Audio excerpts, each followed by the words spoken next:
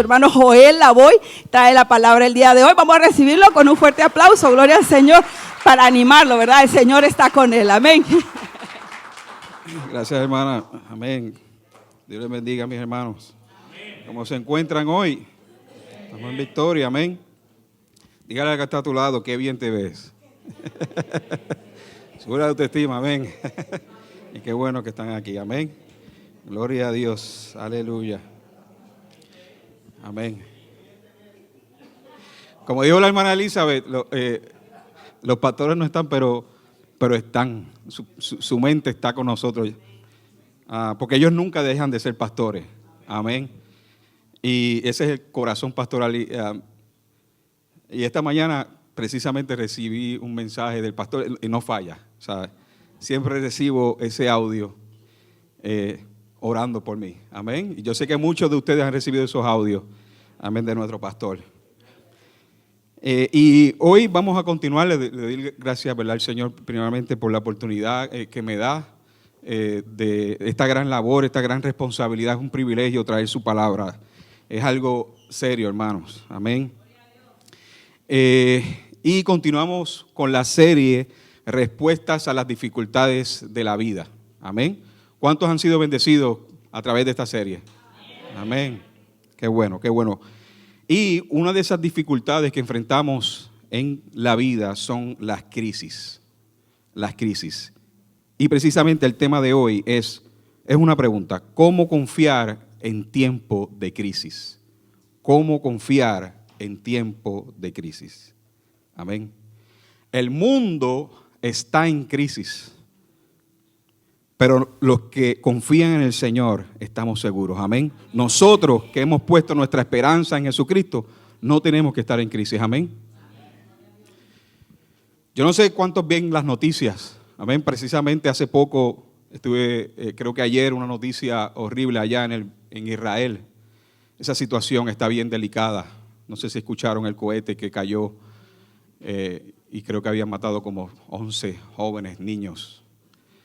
Triste esa situación. Eso es una crisis, eso es un ejemplo de crisis. Miramos las noticias. Esta mañana estábamos orando por Venezuela. Amén. Y vamos a continuar orando. Así que el mundo está en crisis. Hay muchos tipos de crisis. Amén. No solamente, como estamos viendo en el mundo, militares, países contra países, sino también puede haber crisis en el gobierno, crisis política, crisis moral, una crisis económica, una crisis mental, emocional, hasta crisis espiritual podemos pasar. Todos y cada uno de nosotros experimentamos un tipo de crisis. Creo que todos podemos estar de acuerdo con eso. Cada uno de nosotros. ¿Y por qué? Jesucristo nos lo dijo en su palabra, que en este mundo íbamos a tener aflicciones. Amén. Y esas aflicciones son el resultado de la rebelión del hombre contra el gobierno y autoridad de Dios. Pero también hizo esta promesa, pero que confiemos en Él. ¿Por qué? Porque Él venció este mundo. Amén. Él venció toda crisis. Amén. Él venció la crisis más grande que tenía el hombre, que fue la muerte. Amén. Y sacó a la luz la resurrección y la vida. Amén. La crisis va a llegar sin lugar a dudas, hermanos. Y quizás hay gente que ha llegado aquí hoy que está pasando por una crisis. Y precisamente esa crisis es la razón la cual lo trajo aquí a esta iglesia esta mañana. Nosotros llegamos aquí porque estábamos pasando por una crisis. Estábamos pasando por una crisis matrimonial. Amén. Pero gracias a la gracia de nuestro Señor Jesucristo, escogimos el mejor camino. Ahora, la pregunta que debemos hacernos en esta mañana es, primeramente, ¿cómo vamos a responder a la crisis? O sea, si la crisis va a llegar a nuestra vida, ¿cómo podemos responder a esa crisis? Porque la crisis va a revelar en qué o en quién tenemos nuestra confianza. En hebreo, la palabra confianza expresa una idea de esperanza y dependencia. O sea que no solamente es confiar, es en quién tenemos nuestra esperanza y de quién dependemos. Y ahí está el asunto, hermanos. ¿En dónde está esa confianza? ¿En dónde está esa esperanza? Porque todos, cada uno de nosotros, confiamos en algo. El ser humano confía en algo. Muchos tienen su confianza en sus cuentas de banco. Pero como pudimos ver, hermano, durante la recesión del 2007 o la depresión de los años 30, ¿qué pasó? Esa cuenta de banco, muchos desapareció, los ahorros de muchos desaparecieron. Hasta muchos perdieron sus casas. Otros, y la palabra de Dios nos enseña que no pongamos nuestra esperanza en las riquezas que son inciertas. Otras ponen sus logros, su confianza en logros académicos. Amén. Pero la palabra de Dios nos enseña en Proverbios 3:5, confía en el Señor de todo corazón y no te apoyes en tu propia prudencia. Otros, hermanos, ponen su confianza en un grado universitario o diploma. Pero cuando vimos que vino el COVID, que fue precisamente, provocó una crisis, todos éramos iguales de momento. No importaba si tenías un bachillerato en la universidad o un certificado de cuarto año como yo. Todos estábamos en la misma. Amén. Y eso demostró la vulnerabilidad del ser humano, lo frágil que es la vida del ser humano. Somos como la bruma, como dice la palabra, que vemos en la mañana, pero ya al mediodía ya no está. Así es la vida del hombre. Y otros, hermanos, ponen la confianza en otras personas. Ponen la confianza en líderes, en gobernantes, en presidentes. Y precisamente ahora estamos en año eleccionario. Y ustedes saben que eso se ve mucho. Los candidatos prometiendo resolver los problemas de todo el mundo, los problemas del mundo entero. Y la gente pone su confianza en ellos. Pero la palabra de Dios nos enseña que maldito es el hombre que pone su confianza en otro hombre. Otros en sus trabajos ponen su confianza y se olvidan de quién les da las fuerzas para hacer las riquezas. Ahora, bien importante, Dios quiere que confiemos en Él. Dios quiere que confiemos en Él. Esa es la voluntad de Él, que confiemos en Él. Él es digno de confianza. Como un padre quiere que sus hijos confíen en ellos. ¿Cuántos somos padres aquí? Yo no sé si a ustedes a veces les da ganas de metérseles por dentro. A veces cuando le estamos dando un consejo, les decimos, pero hazme caso. Ya yo pasé por allí, créemelo. Pero son tercos. Y así es nuestro Padre con nosotros. Él quiere que confiemos en Él, es su voluntad.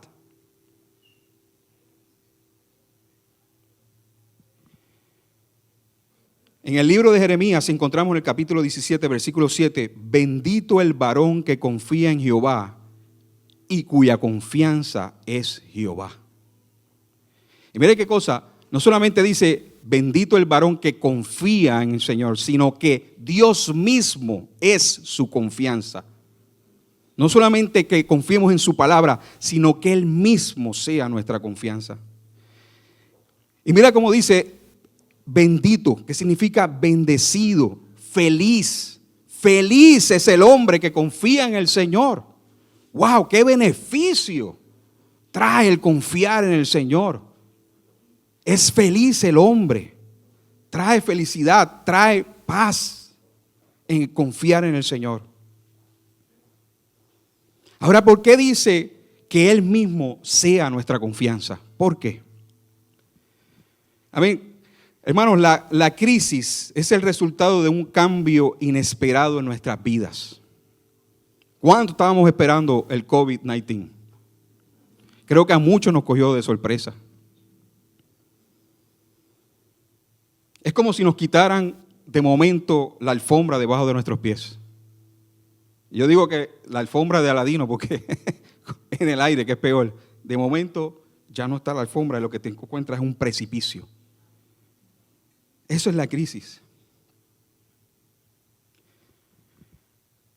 Quizás Javier estaba viendo televisión en su casa con el aire acondicionado y de momento se daña el aire acondicionado. Eso es una crisis, hermano, aquí en Florida. Con este calor. Díganme si no entran en una crisis y dicen, yo no sé qué hacer. Amén. Nos paraliza. Dejamos de hacer las cosas, no tengo aire acondicionado. O algo más serio, de momento pierdes tu trabajo o tu salud. Por eso es que Dios mismo debe de ser nuestra confianza, porque Él es inconmovible. En Él no hay sombra de variación, Él no cambia, Él es el mismo ayer, hoy y por siempre, y está por encima de toda crisis. Salmo 125:1 dice, los que confían en Jehová son como el monte de Sión, que no se mueve, sino que permanece para siempre. Así son los que confían en Jehová, porque están parados en la roca firme. Amén. Las cosas cambian, hermanos, pero Dios no cambia. Ahora, una crisis puede representar dos cosas, o pueden haber dos caminos al frente de la crisis. La primera, puede ser un peligro. La crisis en la vida del ser humano puede ser un peligro.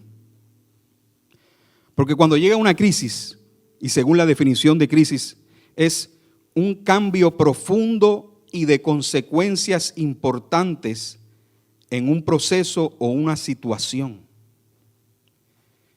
Y entonces, ante eso, muchos de nosotros, lo natural que hacemos es buscar las herramientas que nos han funcionado antes para resolver el problema, pero entonces el problema no se resuelve esta vez.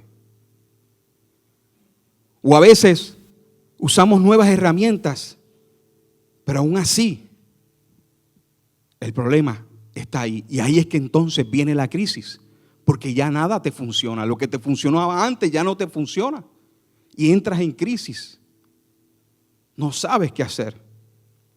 Entonces entras en un estado que nunca habías experimentado. Y comienzan muchas emociones a correr dentro de uno. Por ejemplo, el temor, la ansiedad, estrés, incertidumbre, no sabemos qué va a pasar, confusión. Nos preguntamos, ¿qué pasó? No entiendo, nada me funciona. Y eso nos lleva a la desesperanza. Entonces el peligro está que cuando nos encontramos en esa situación que no sabemos qué hacer, buscamos nuestro refugio en otras cosas que no es el Señor, para lidiar con esa crisis. Muchos buscan refugio en el alcohol. Cuando ustedes le preguntan a muchos alcohólicos, hay una razón por la cual los llevó al alcohol, una situación, una crisis los llevó allí. Otros en las drogas, en relaciones tóxicas, otros entran, en estilos de vida destructivos. Muchos terminan en el pecado, te alejas de Dios, te alejas de la iglesia y terminas alejándote de los demás. Ese es el peligro que representa una crisis, ese es el camino equivocado. Ahora, lo segundo que representa una crisis es una oportunidad. Para el cristiano, la crisis debe de ser una oportunidad. De dos maneras. Número uno, para acercarnos más a Dios. En ese momento de crisis es cuando tenemos que reconocer que sin Él nada somos. Que como dijo Jesucristo, separados de mí, nada pueden hacer. Nos da la oportunidad de depender más de Él. Así sucedió en mi matrimonio. Yo llegué a un punto que realmente ya yo no sabía qué hacer. Y me di cuenta que la única salida, la única esperanza era el Señor. Nosotros no nos estábamos congregando realmente.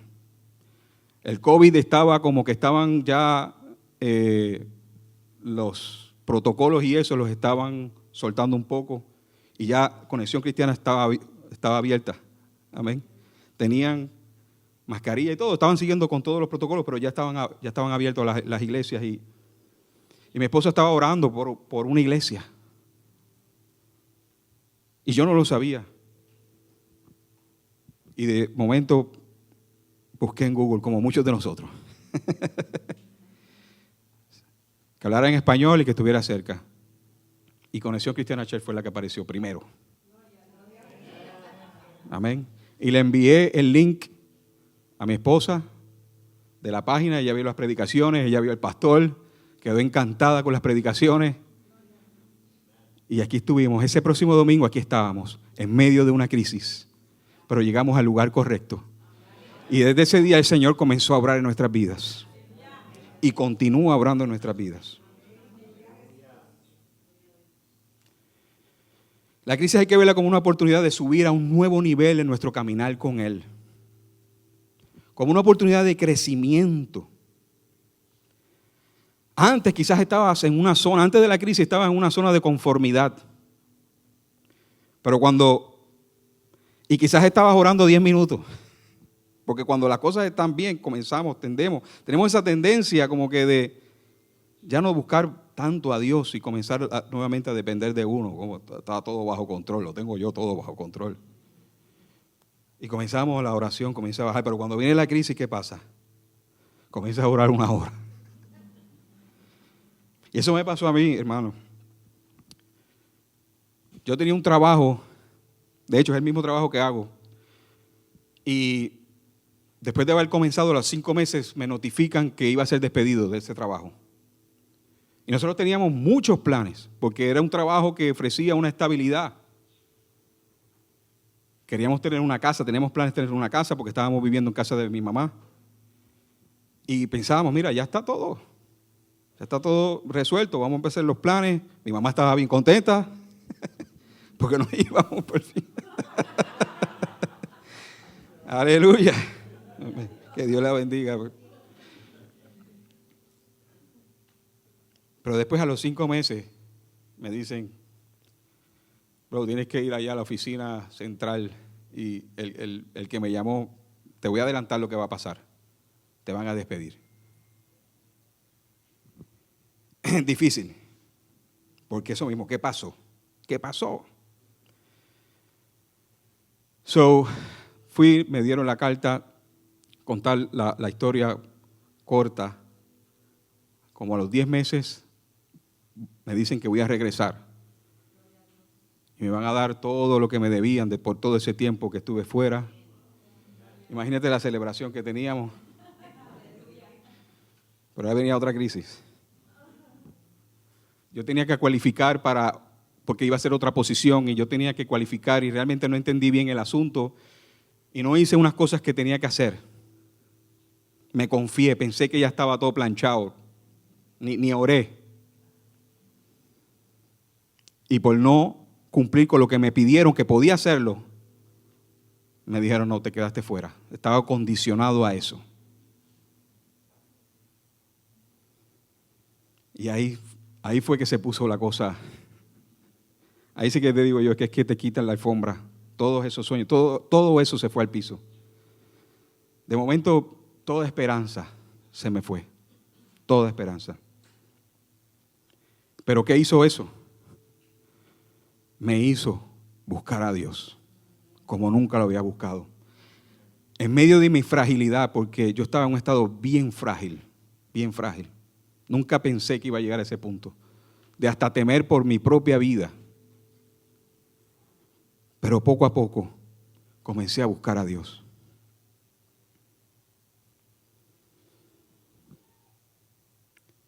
Y así nos pasa también. Estamos en la iglesia, las cosas están bien y empezamos a dejar de venir a la iglesia. Pero cuando viene la crisis, ¿para dónde vamos? Para la iglesia. No nos perdemos ni un solo servicio, ni un evento. No nos perdemos los barbecues en casa de Juan. Es una oportunidad para conocerlo como nunca lo hemos conocido, la crisis.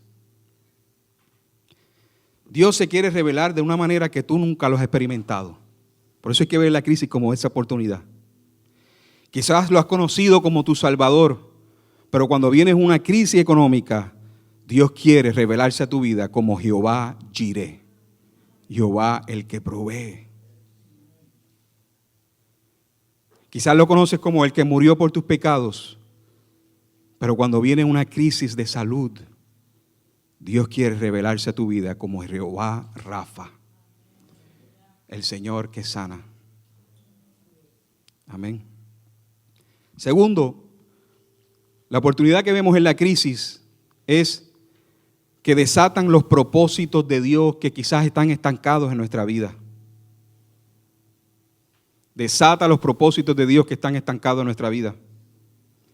Vemos en el libro de los Hechos, capítulo 1, cuando Jesús les dijo a los discípulos, los discípulos preguntaron, mira, ¿vas a restaurar el reino a Israel en este tiempo? Dice, mira, esas cosas no les toca a ustedes saber.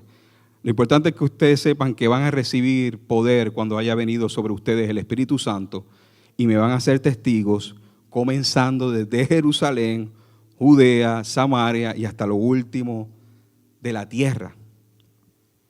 Pero después en el capítulo 2 de los Hechos vemos la iglesia, cómo se está estableciendo. Dice cómo ellos compartían el pan en sus casas, como hacemos nosotros. Amén.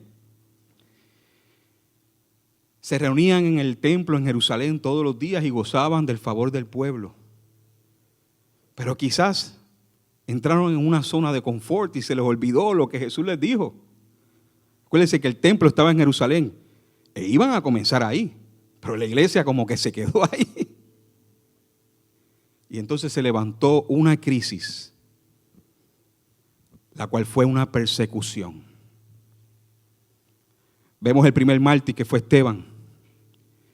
Y la iglesia es perseguida y precisamente esa persecución llevó a los creyentes, a excepción de los apóstoles, a que fueran esparcidos precisamente por las tierras de Judea y de Samaria. Eso se encuentra en el capítulo 8 de los Hechos. El propósito de Dios que estaba estancado fue desatado por medio de la crisis. Y Conexión Cristiana Church, estamos aquí en Wesley Chapel, hermanos, pero no se olviden que no culmina con Wesley Chapel. Estamos llamados a más. Ahora, volvemos a la pregunta inicial de la predicación. Amén. ¿Cómo confiar en tiempos de crisis? Y eso lo vamos a ver a través de la vida de un hombre que aprendió a confiar en Dios ante toda circunstancia y ante toda crisis. Un hombre que se mantuvo firme. Y según Saint Google, la definición de confianza es tener una esperanza firme en algo o en alguien. Amén. Ahora les invito, sabemos que no tenemos las pantallas hoy, pero ustedes tienen sus celulares que funcionan, amén. O los que tienen old school, la Biblia física, amén. Que es bueno tenerla porque no sabemos esta tecnología, mira. Hay que tener esa Biblia ahí física por si acaso. Vayan conmigo a el libro de los Hechos. Libro de los Hechos, capítulo 27. Vamos a ver la historia de Pablo. Amén.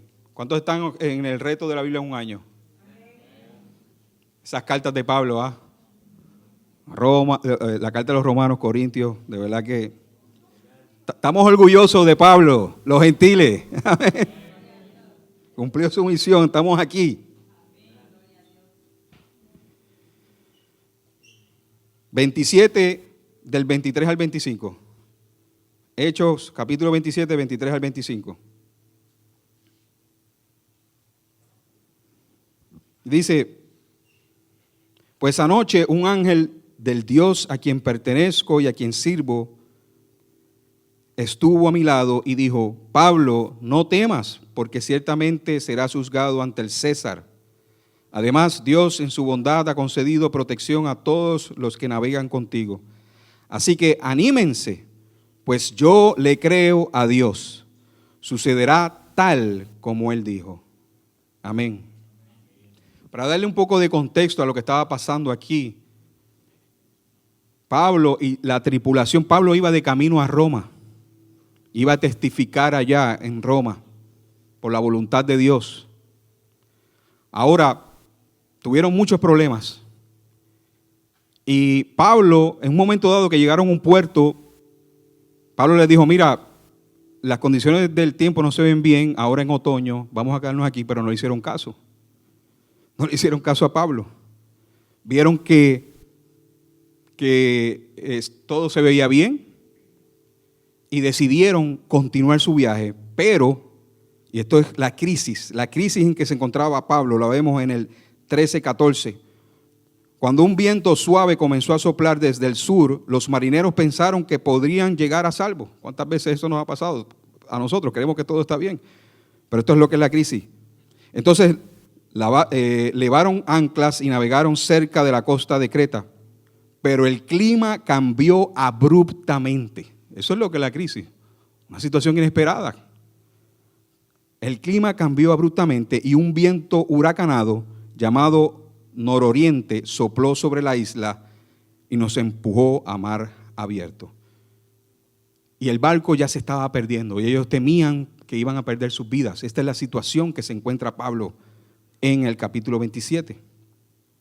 Ahora, a través de estos versículos vamos a aprender unos principios que nos van a enseñar a confiar en Dios en todo tiempo y en medio de la crisis. El primer principio es: conoce quién eres. Know who you are. Conoce tu identidad. Vemos a Pablo que lo primero que él dice es: un ángel de Dios a quien pertenezco. A quien pertenezco. Pablo sabía a quién le pertenecía. Pablo sabía quién él era. Conocía su identidad. El saber quién tú eres en Cristo te da confianza en medio de la crisis. Pablo inmediatamente se identificó. Hizo una diferencia entre los que estaban allí y él. No se confundan. Yo sé a quién le pertenezco. Yo sé quién soy en el Señor.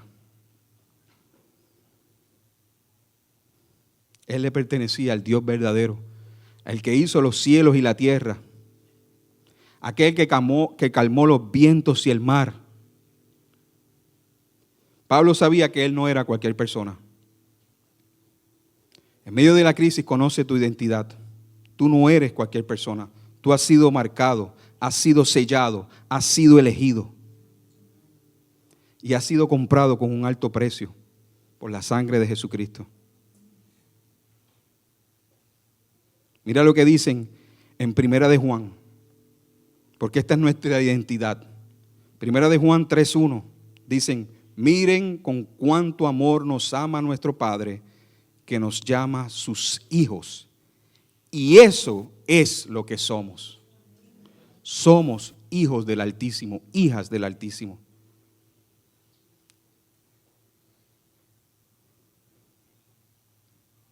Amén.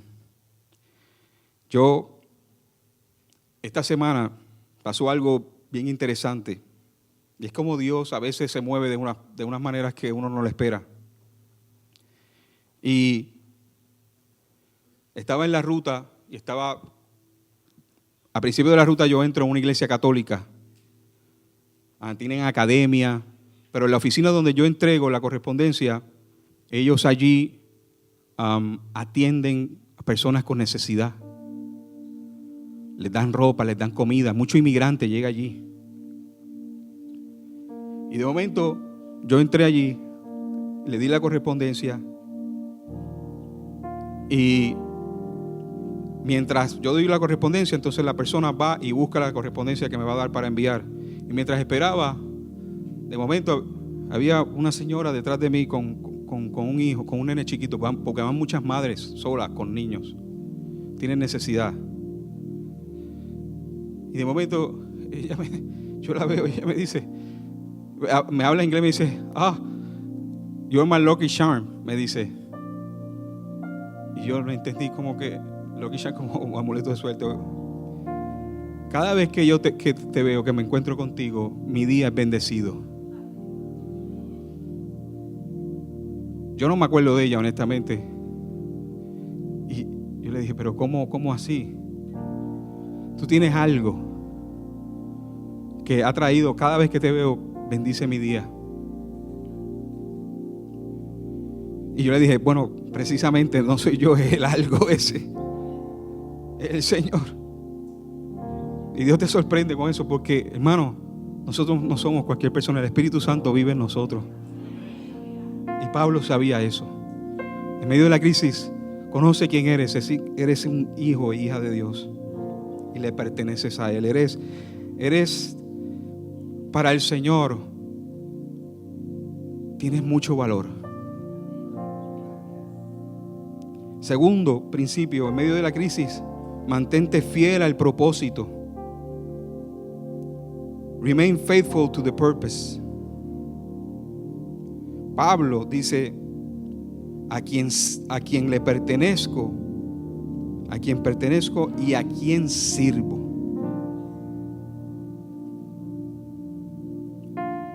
El servir al Señor en medio de la crisis, eso produce confianza, hermano. Y es una demostración de confianza. Porque confiar es un verbo. O sea, la maestra, ¿es verdad? Yo no fui bueno, no sé ni cómo sobreviví la escuela. Pero sí, a veces me pregunto eso. Señor, tu gracia. Dios nos llamó a cada uno con un propósito. Yo sé que no es fácil, hermano. No es fácil en la crisis seguir sirviendo al Señor. Pero es una de las maneras en que confiamos en Él, en que demostramos que confiamos en Él en medio de la crisis. En Hebreos 6:10 dice, porque Dios no es injusto para olvidar vuestra obra y el trabajo de amor que habéis mostrado hacia su nombre, habiendo servido a los santos y sirviéndoles aún. Dios no es injusto, hermanos.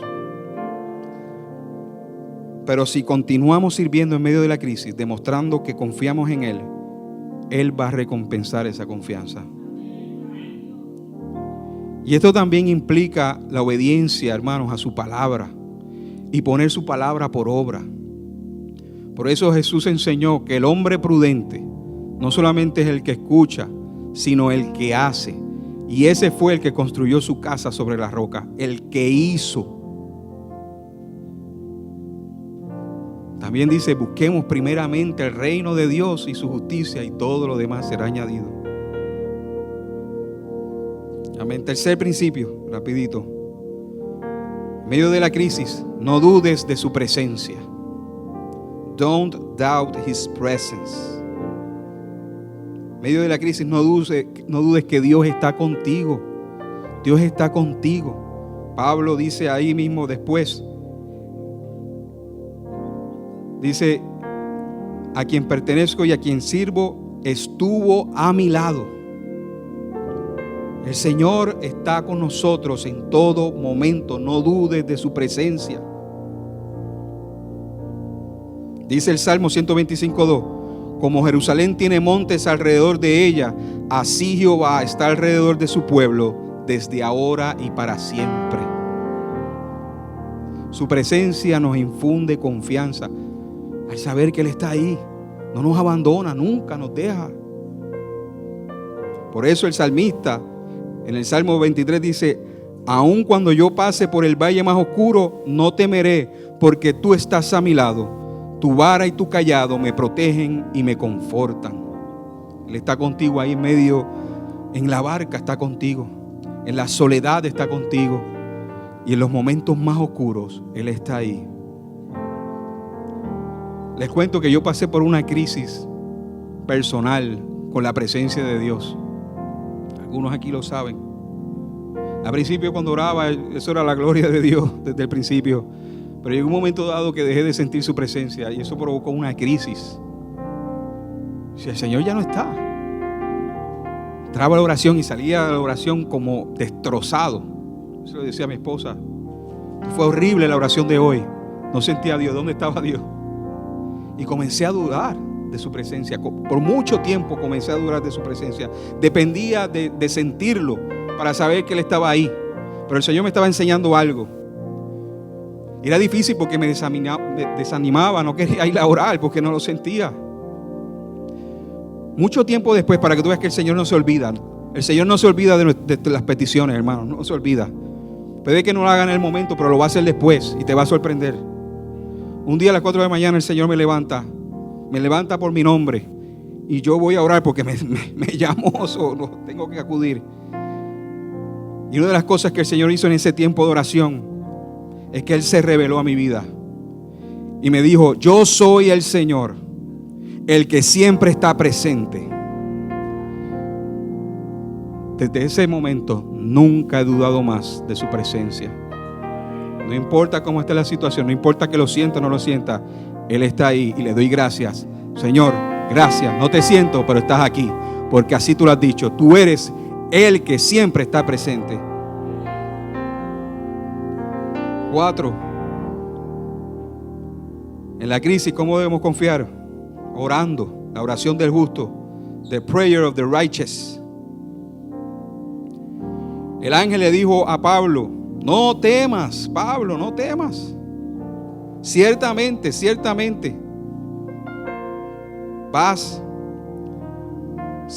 serás juzgado ante el César, no temas. Y esto implica que Pablo oró. Pablo tuvo que haber orado. Si Pablo es el que nos enseñó y nos dijo: oren sin cesar, oren en todo tiempo. Así que esto era una contestación a la oración de Pablo. Pablo, no temas, ciertamente serás juzgado ante César. O sea, que Pablo no solamente oró, sino que Pablo oró conforme a la voluntad de Dios. Esto es bien importante. En el capítulo 23 de los Hechos, el Señor ya le había dicho a Pablo que él iba a testificar. Así como había testificado en Jerusalén, también iba a testificar en Roma. Así que Pablo sabía la voluntad de Dios. Y esa oración es la que nos da confianza en medio de la crisis, porque es la oración que nos asegura que Él nos escucha. Primera de Juan 5, 14, 15. Y esta es la confianza que tenemos en Él, que si pedimos alguna cosa conforme a su voluntad, Él nos oye. Y si sabemos que Él nos oye en cualquiera cosa que pidamos, sabemos que tenemos las peticiones que le hayamos hecho. Amén. ¿Cómo conocemos su voluntad? A través de su palabra. Y si tienes dificultades porque hay cosas y situaciones que son tan específicas que quizás no las encontramos en la palabra, pero entonces tenemos el Espíritu Santo que dice que intercede por nosotros conforme a la voluntad ¿de quién? Del Padre. Por eso es que Jesús, antes de resucitar a Lázaro, que le dio gracias a Dios, le dijo: gracias, Padre, porque me escuchaste. Tú siempre me escuchas, porque Jesús siempre oraba conforme a la voluntad de Dios. Y esa es confianza. 5, hay que tener una mentalidad de reino. ¿Cómo confiar en medio de la crisis? Tener una mentalidad de reino. Y eso lo aprendí del pastor. En una conversación una vez me dijo: hay que tener mentalidad de reino, hermano. No todo se trata de nosotros, hermano. Hay que buscar qué Dios quiere hacer en medio de la crisis. Hay personas que necesitan de ti en medio de la crisis. Hay gente que va a llegar a tu vida en medio que nunca iban a llegar a menos que no fuera por esa crisis. Y Dios quiere que tú seas de bendición. Dios te va a fortalecer. El Consolador está contigo. Dice en Filipenses 1:12 Pablo diciendo: hermanos, quiero que sepan que en realidad lo que me ha pasado ha contribuido al avance del Evangelio. En medio de esa situación, hermanos, Dios le dijo a Pablo: yo voy a conceder la vida de todos los que te acompañan. Y entonces era una oportunidad para que conocieran al Dios de Pablo. En la crisis hay que buscar cómo expandir su reino a través de nosotros. Sexto, decida creer. Pablo dijo: yo le creo a Dios. Yo le creo a Dios. La palabra de Dios dice: el justo por la fe vivirá. Y esto habla de tener una buena actitud delante de la crisis. Pablo decidió creerle a Dios. Escuchó la palabra, como dice en Romanos 10:17. Así que la fe es por el oír, y el oír por la palabra de Dios. Y fíjense que la fe viene por el oír. Pero después dice: y el oír por la palabra de Dios. O sea que hay un estado realmente de escuchar. Requiere meditar en la palabra, meditar en esa promesa, hasta que el verdadero oír llegue. Eso quiere decir hasta que llegue la convicción. Apaga las malas noticias. Si estás escuchando tanta mala noticia, porque eso es lo que hay. Apaga las distracciones. Todo lo que tú escuchas, hermano, va a influenciarte de alguna manera u otra. Y presta la atención a la palabra de Dios. Y por último, séptimo principio: Él tiene el control. He is in control. Sepa que en medio de la crisis, Dios sigue siendo Dios. Dios no cambia, la crisis no cambia a Dios. Él sigue siendo el Todopoderoso. Sigue teniendo el poder de cambiar cualquier circunstancia. Y sigue siendo fiel. En eso descansa nuestra fe, hermanos. En que Dios no es como los hombres. Él es fiel y Él tiene el control. Romanos 8:28, y sabemos que Dios hace todas las cosas, que todas las cosas cooperen para el bien de quienes lo aman y son llamados según el propósito que Él tiene para ellos. He is in control still. Pablo dijo al final: y Él hará tal y como Él dijo. A veces podemos ver la crisis tan grande que pensamos: mira, Dios ha perdido el control. Pero no hay nada que esté fuera de su alcance.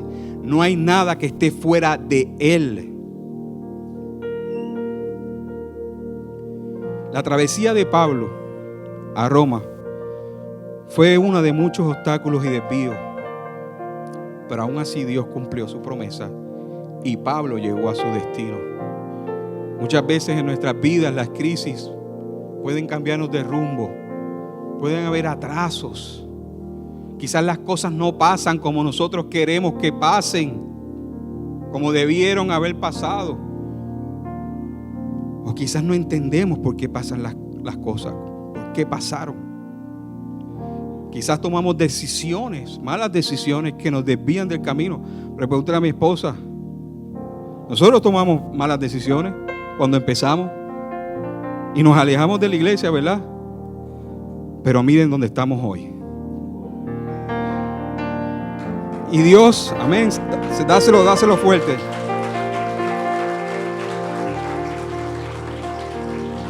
Porque Dios nos dio una palabra. ¿A cuántos de ustedes Dios le ha dado una palabra? Muchas veces mi esposa saca esa palabra y la lee y me la recuerda en tiempos difíciles. Y vemos como sí, la fidelidad de Dios. El que completó la buena obra, el que comenzó la buena obra, la completará. Él es el autor y consumador de nuestra fe. Él nos va a salvar de principio a fin. Amén. Les invito a que se pongan de pie. Vamos a culminar ahora. Les doy la gracia, ¿verdad?, por su tiempo.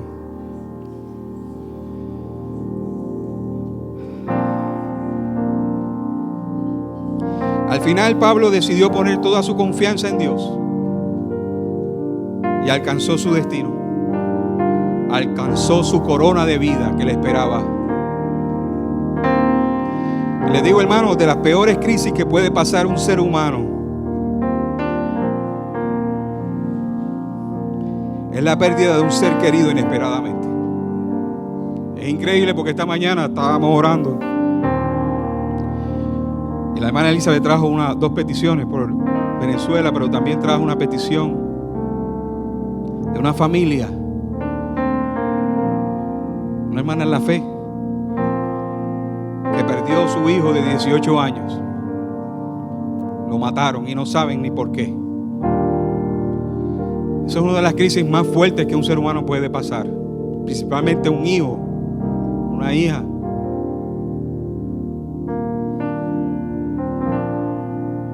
Nosotros pasamos hace poco por eso. No nuestros hijos, que el Señor los guarde, amén. Pero por mi cuñado, el hermano de mi esposa Cintia, inesperadamente. No lo esperábamos. De hecho, mi suegra me estuvo llamando. Yo estaba en el trabajo. Él lo habían operado, había salido de una operación. Salió bien y aquí se oró para que saliera bien, amén. Y el Señor cumplió y salió bien, se estaba recuperando. Pero un coágulo le subió al pulmón y murió. Mi suegra estaba desesperada llamando porque recibió la llamada de la esposa de mi cuñado, que lo estaban resucitando. Y mi suegra es una mujer de Dios, una mujer de Dios que le sirve al Señor. Mi esposa conoce al Señor por su mamá, una mujer de oración. Y ella comenzó a activar a todo el mundo para que oraran, y me llamó para que yo llamara a nuestro pastor, porque ella ha estado aquí de visita. Yo vivo en Puerto Rico, pero ha estado aquí. Y cuando logró conseguirme, yo colgué inmediatamente, llamé al pastor. Y el pastor me dijo, pues vamos a orar ahora. Y oramos por teléfono. Pero después me enteré que ya mi cuñado se había ido con el Señor. Cuando yo oré con nuestro pastor, ya él se había ido con el Señor. A veces no entendemos qué pasó. Cuando llegamos a Puerto Rico, muchas veces vi a mi suegra sentada, y eso es lo que veía en su rostro. ¿Qué pasó? Tantos planes, tantas palabras, tantos propósitos que el Señor le había profetizado a mi cuñado. Y uno dice, ¿pero qué pasó, Señor? Dios no ha perdido el control. Ni por un instante Él perdió el control. Porque, hermanos, lo importante es el destino. Y el Señor lo mandó a llamar porque Él tenía que asegurarse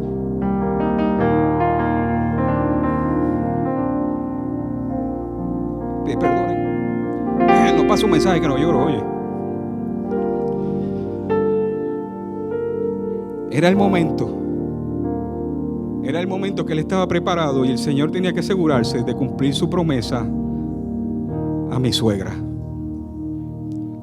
Muchas veces nos enfocamos en las cosas terrenales, y quizás en esta parte del mundo tenemos ese problema, que estamos demasiado entretenidos y se nos han olvidado las cosas eternas. Esa es la palabra, que pongamos nuestra mirada en las cosas de arriba, donde está nuestro Señor, donde está nuestra vida escondida con Dios.